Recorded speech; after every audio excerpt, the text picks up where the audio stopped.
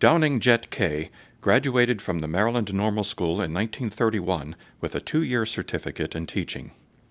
Mrs. Kay started the kindergarten program at Grace and St. Peter's School in Baltimore, where she taught for 25 years. These are her reflections. Mrs. Kay, it's so nice of you to take the time to spend with us this afternoon to talk a little bit about your life, your career, and your time at the normal school at Towson. The first thing I'd like to have you talk about is your early history, where you were born and where you grew up. Could you talk a little bit about that? Mm-hmm. I was the third child in my family, and we lived in a part of Baltimore called Walbrook, from which we moved when I was 6 years of age. We then moved into Forest Park, and there I lived until I was married. I see. And that was in 1932. When you were growing up, when you were going through high school, did you have any idea of what you might want to do after high school? Not much. Not much. I thought that of course, I graduated with friends. We had our heads together about what we would do. And I took a short business course. You did? And from that, I had a job in a business, typing and shorthand, that sort of thing. And I did not like it. I didn't care for it. And I thought, all this time, I was always teaching Sunday school at my church to small children. And I thought, well, this is what I would like to do. I'd like to be a teacher. And I decided 2 years after graduation that I would become a teacher. Great. Or try to. And you chose to come to the campus at Towson. You chose to come to the normal school at Towson to get your training. Well, at that point, it was either Goucher College or I had two brothers who were in professions, one a doctor and one a lawyer, and a family of 5. I was the third child, and it was more economical, really. Yes. To go to the Towson University. Sure. The normal school, the normal as it was school. called then. Now, when you decided to go there, did that mean that you had an obligation to do some teaching after you graduated? I had no obligation other than the Sunday school. Okay. No, I had no obligation to teach. So could you tell us a little bit about your experience at the normal school? What do you remember about that? I remember that I had a long drive to get there. I had no car, but I could drive. I had a long drive on the number 8 streetcar going up York Road. Okay. And I did not know anyone at that point in the school because my friends had all graduated from high school 2 years earlier. And so it was a new experience, but it was a real conviction. Let me say, it was a conviction that I knew I wanted to do. I knew I wanted to be a teacher. And of course, I later taught, I taught in the public schools, waiting my graduation in 1931, I think it was. And so because of illness, I had to stop attending classes at the normal school, and so I just began to do a good deal of substituting in the public school system. I had missed the senior activities, really, at Towson. Because you were ill. Because of illness and being away part of the time. So when you finished the work that you did at Towson and you graduated in 1931, where did you first go to teach? Do you remember what school you were teaching in when you first started teaching? Well, I had been doing a lot of substituting. I see. Through the year when I was not attending classes. I'd done a lot of substituting. And one school that was on the edge of Guilford, I was very fond of going there. I knew the children, and I knew the teachers, and I liked that. But I was, as a substitute teacher, I went anywhere I was sent. Of course, absolutely. And what grade level did you enjoy? What grade Primary level? grades, always. Kindergarten through the third. And how long did you actually teach? As a substitute teacher, off and on, almost every day. Wow. And okay. sometimes, I remember going to a school in Hamden, and I loved it. I loved the parents.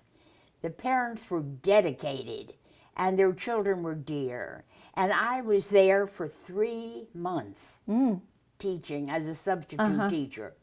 And then I do remember, and this is going back in memory, that the principal called me in and she said, "I'm sorry, but we won't need you any longer. The real teacher who's been ill is now returning to her class after the Christmas holidays." And she said,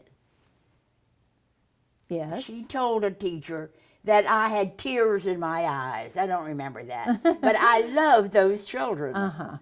They were from Hamden, and their parents were just charming. Now, not too long after you graduated in 1931, you got married. Is that correct? I was married in 1932. And so, and had children. I still did the substituting. Oh, you did? After graduation. Well, that was my question Right. to you. I do not recall having been permanently at one school then. It was substituting mainly. And preparing for marriage. Absolutely. Which was in 32, right. Now, after you got married, you started a family? We moved out of town. Oh, we you moved to did? Salisbury, Maryland. And I did no teaching there.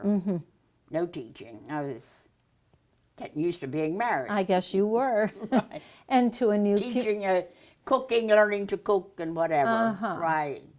And you were getting used to a new location, too. New location. And I imagine Salisbury was a pretty... Very attractive town. It has grown greatly since then. But it was only a 25-minute ride to the ocean from Atlantic City, from Salisbury, Maryland. Just 25 minutes. Yeah. And we often went down to the ocean from our home in Salisbury. And you started a family. Started my family in 1934. And I had a son, and he was a great joy to our family, a great joy. He is the father of Jenna, my granddaughter. Right.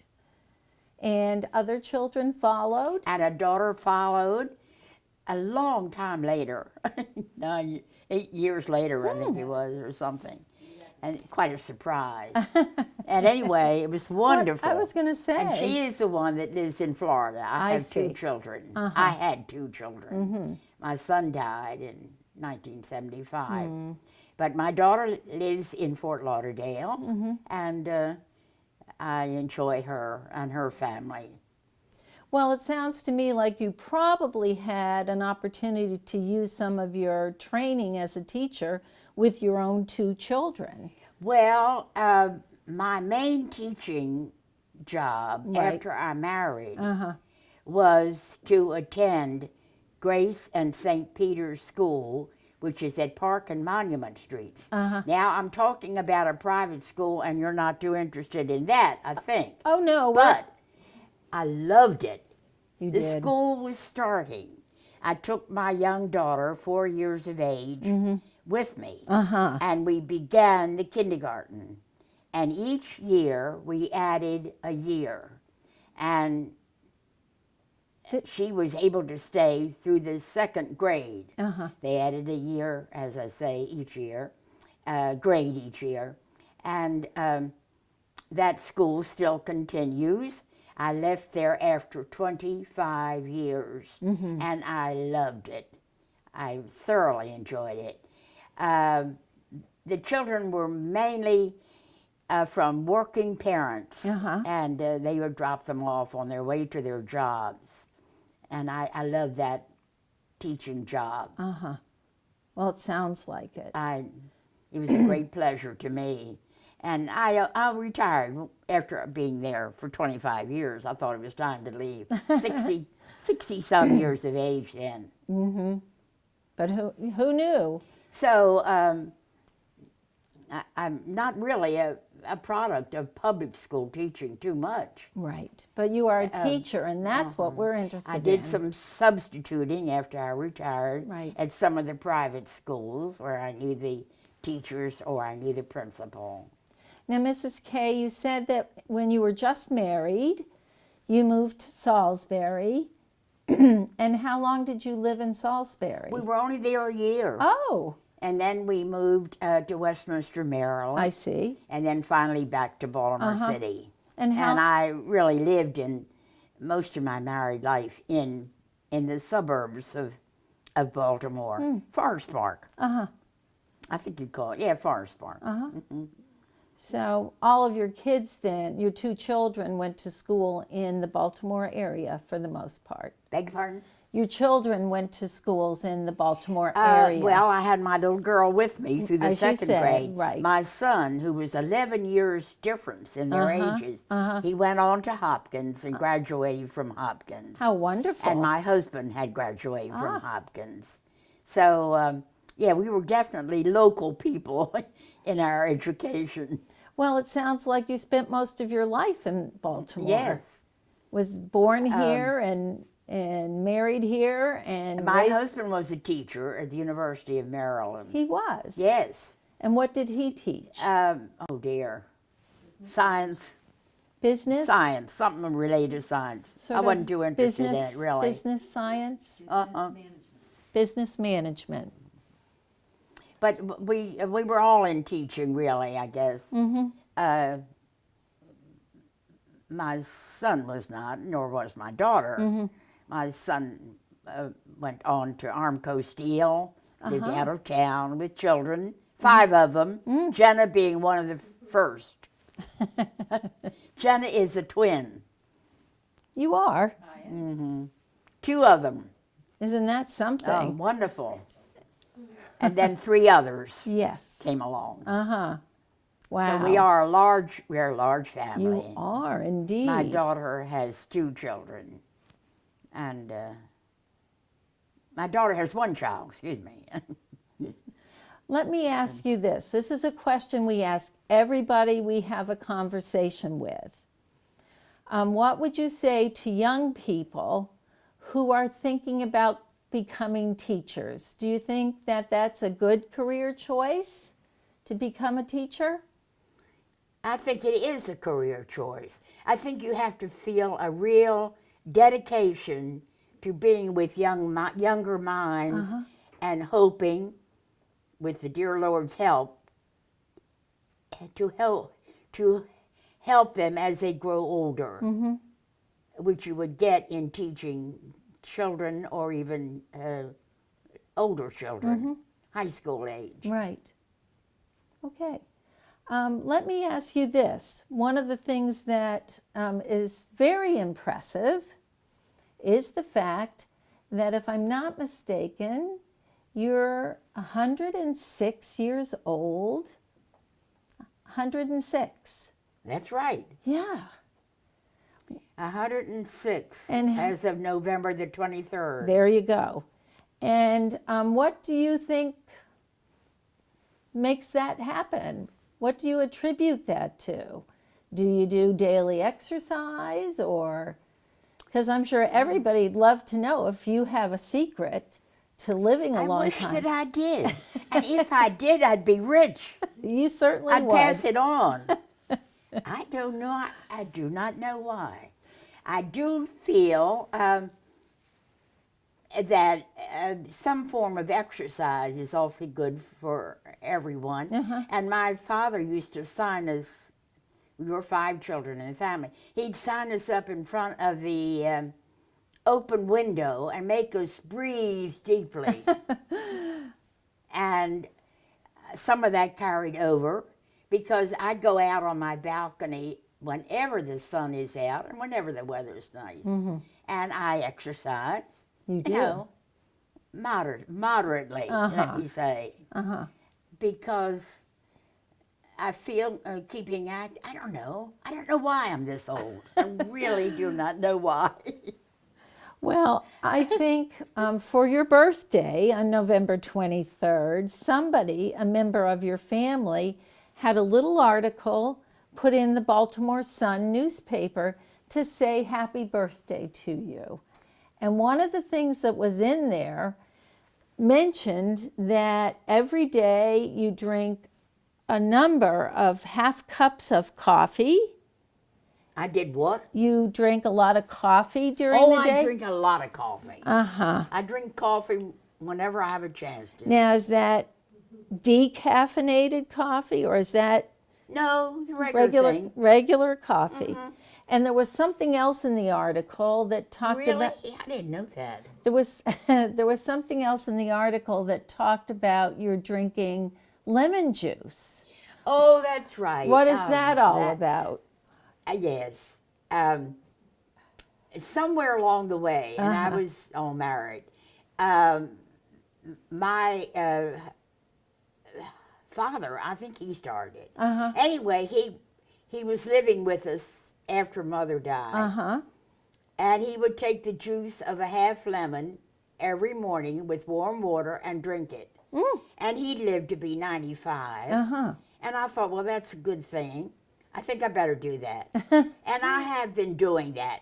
Not as regularly as he did, but I picked up that habit of the lemon juice before breakfast. I see. Well, that's one we certainly are going to remember. Take your advice on that. Right. We'll all go out and buy a whole bag of lemons. Right. Give that a try.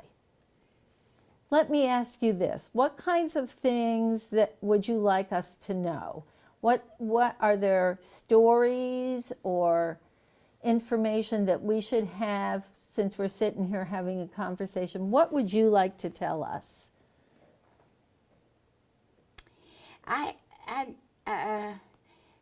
That's a hard question to answer. Yeah.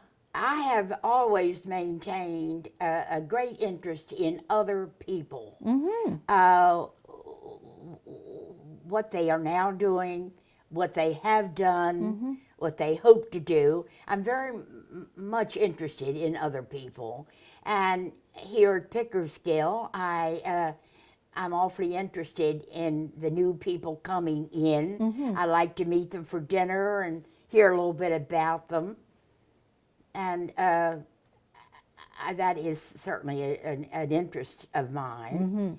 Is that what you wanted to know? Yeah, whatever you want to tell us. Now, one of the things I know that's sitting right here, in fact, we sort of had to move it when we moved the chair, was a certain... The Scrabble? Yes. Tell us about... Oh, my goodness, I'm a firm believer in Scrabble.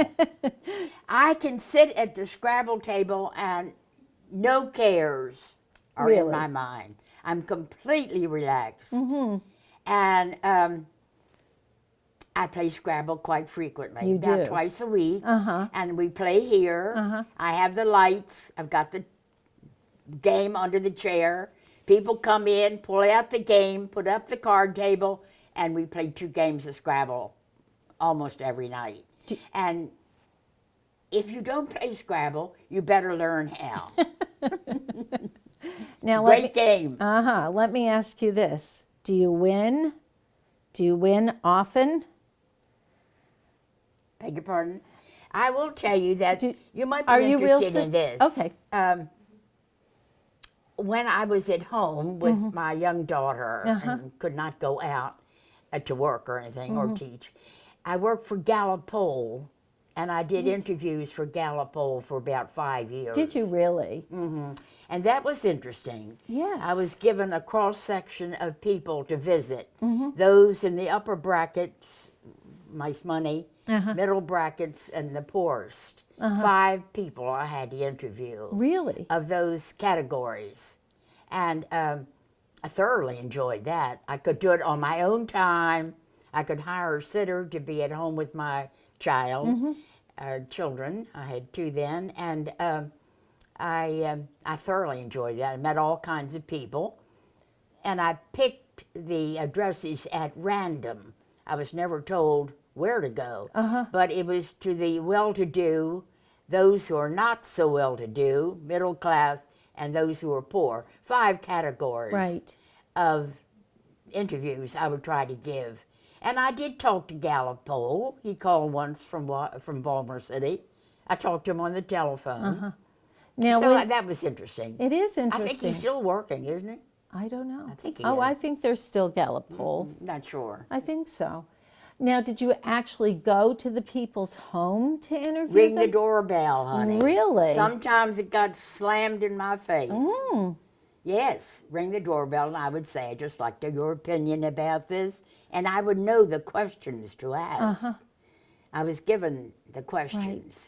And sometimes, as I say, they did not like it at all. And I would leave abruptly, believe me. Well, in a hurry. I don't blame you at all. Right. What kinds of questions did you ask them? What kinds of questions? Oh, they were current problems that we were thinking about in the news, and you know, and about the wars, and about they were not of a general, not about their personalities or anything, right, but about current problems in the news usually, so that they could be reprinted. I think Gallup is still working. I think they are too. And then that would be used later. Right. And so they were collecting a whole bunch of information. And you were part of that. So that was an interesting... It was interesting. I could do it on my own time, and I submitted a bill, and they always paid frankly.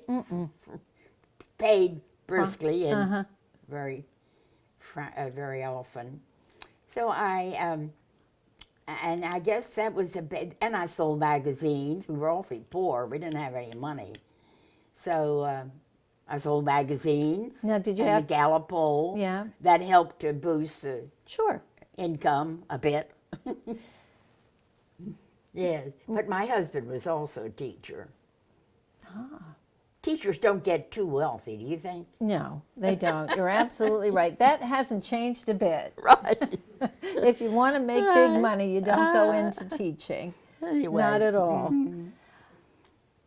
One other thing I was going to ask you was, what kinds of things do you enjoy doing in addition to your playing? Scrabble? Yeah, playing Scrabble. What else do I enjoy? I love being with my family. I have a large family, and I love being with them. Sure. And hearing what they're doing and that sort of thing. I like to be around people. So do I. And it's been very nice to be here with you, because you're a very special person. It's not often that I get to sit and talk to somebody who's more than 100 years old and has lived well. So we really appreciate your willingness to talk to us this afternoon. Is there anything else that we should talk about? I think I've told you all about me. I can't think of anything else. Okay. I wish I could think of something more exciting that I have done. I think 106 years is pretty exciting. Maybe I'll think of something when I go to bed tonight. I can't right now. I can't. I did have, you know, a rather recent trip to New York City. Oh, okay. To Brooklyn. Yes. And tell us about that. That was lovely. A very brief interview. I don't know how in the world it's going to be worth viewing, to tell you the truth. And everybody wants to know, when is it going to be shown? I'm not telling. No. It was very brief. You don't want the word to get out. But it was a very lovely experience, because the studio paid for my train ride up to New York City, and the wonderful station there, which I had not been in for years. And then they also, by car, waiting for us, took us down into Brooklyn, where the studio was, And then a 3-hour drive after the interview through New York City, and that was wonderful because it was the Friday before Christmas. And so everything was... was it Christmas or Thanksgiving? Anyway, it was before a busy time, you know. And there were was a lot it- of people around before Christmas. Yeah, and there were decorations out? Yeah, decorations were up, people were out, And what it did was it a start to beautiful snow? day. We had good weather, Oh, very good weather. bright, lovely day. Uh-huh. It was lovely. Can't think of anything else that Okay. I took courses when I could. Mm-hmm. Was very much interested in speech courses. By that I mean talking properly. I like that sort of thing. There's quite a lack of that, I think, among us. And anyway, I think that kind of shows. I think I've told you everything about me I know. Well, thank you very much. This has been a delightful conversation, and we really appreciate not your very exciting. participating. Oh, it is exciting. You have wonderful things to tell us. Thank you so much. Well, I'm very thankful to be here, to be living, and it's wonderful to see my family grow up and hear about them. And I'm particularly blessed in having Jenna Your granddaughter. to come Who's one day, here with us a today. week. And I'm ready for her. Got everything ready for her. Good. I can't read. I have a magnifier, and things under the magnifier I can read. Yes. And I can't hear, and the hearing aids are not good. I mean, they work. They're better. They're better Yes. than nothing. Right. But as the audiologist has explained to me, that technology has progressed very much into other areas of medicine. We have many, many that live on the 4th floor here that are not well, but they're kept alive.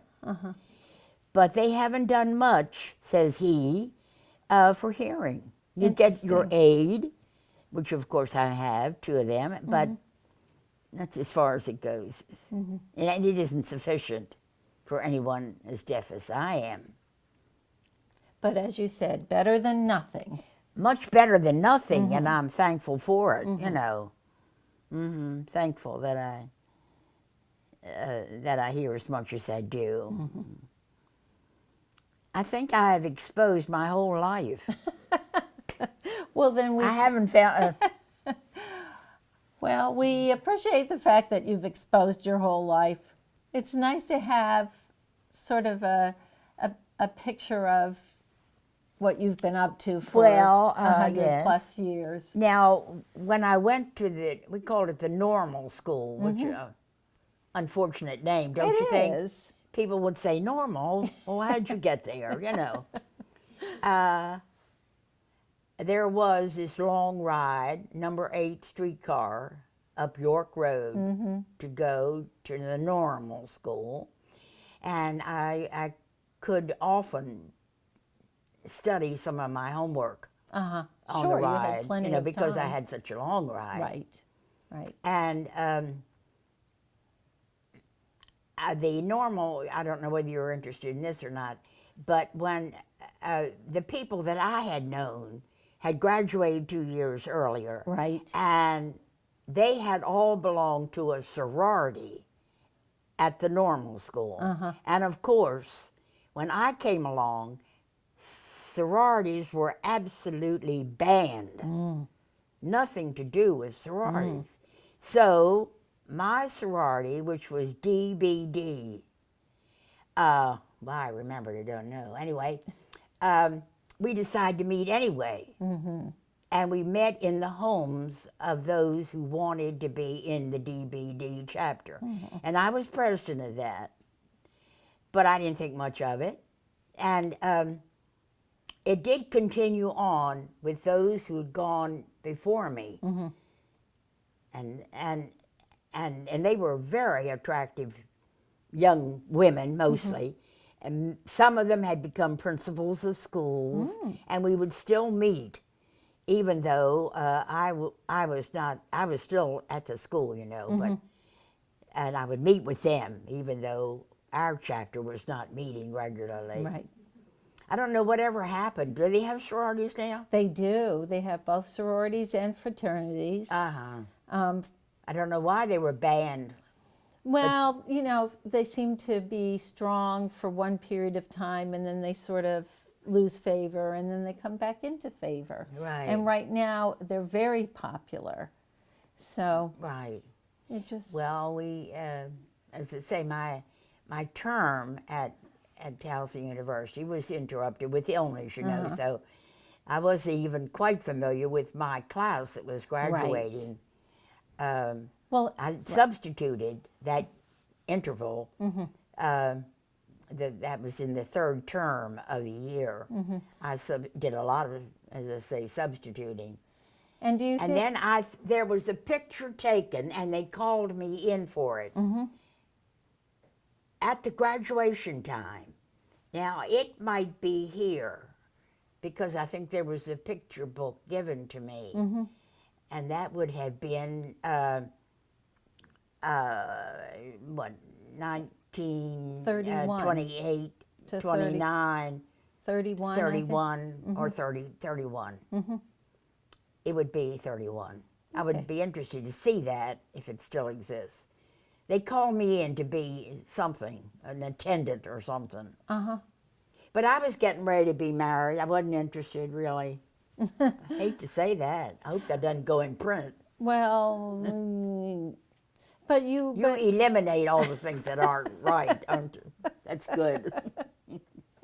But you were busy to start your own, get married and start your own family. That in itself is a very noble ambition. I was getting ready to be married, Yeah, right? absolutely. And but I never regretted making the decision to stop a job, and it was a fair job.